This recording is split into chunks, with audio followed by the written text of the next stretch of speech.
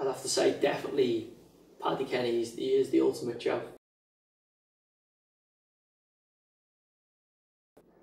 Jamie Mackey's there quite a bit, like even some days on his days off and that, just because he doesn't want to buy a gym membership and yeah, tries to make the most of it really, and he's incredibly tight. Yeah, I've never seen anyone in my career like Bobby Zamora, like to the point where sometimes when we do like an extra bit of shooting, by the time we get in he's gone, changed, showered, gone. Lads have started calling him Clark Kent, he gets changed and he's gone that quick, so yeah, Bob's really quickly away. Yeah, there's a few strange nicknames going around, but for me the best ones, Mackey's is called the Wombat. When you see, if anyone who watches this season, they'll have to ask him why.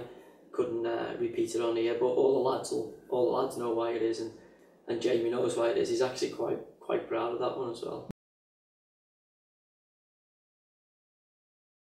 We've got it like Jibril Cisse, like is so into fashion and like must spend absolute fortunes on clothes, and some of the stuff he wears is like outrageous. I mean, he is an extrovert as a character, but he's probably really stylish in a lot of ways.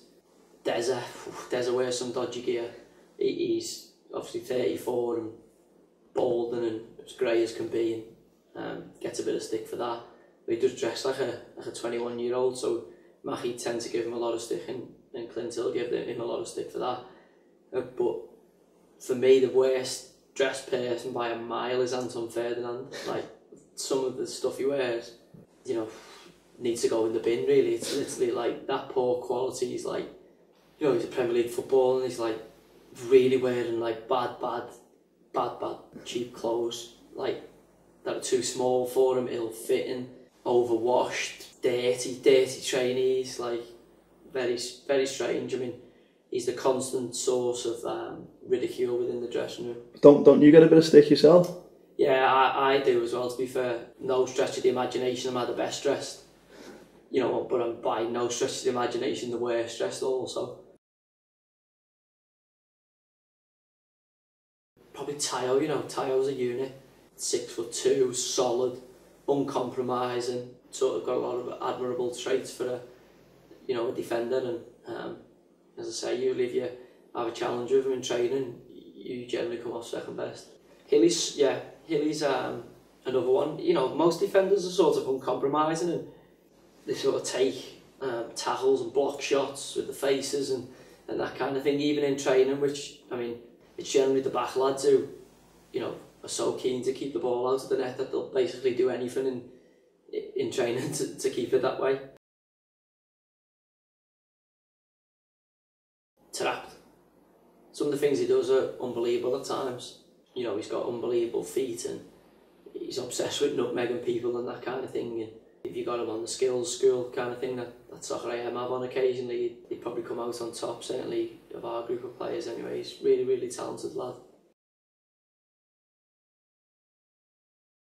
For me, I think if he hadn't got injured, I think it would have been Ali Foreman. I mean, he was magnificent for the early part of the season. Certainly in the games I played with him, he was really good, and it was so sad and such a massive blow for us to the fact he got injured in the FA Cup game. And he would be a big loss for any side, so he was certainly a big loss for us.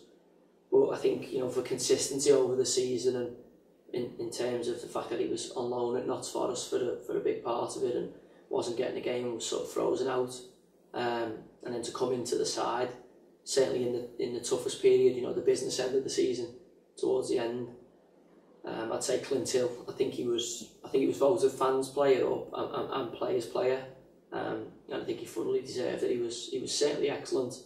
You know, as I say, at the business end, when we had to stand up and, you know, we had to win games and grind results out to stay in the league, you know, Hilly was magnificent.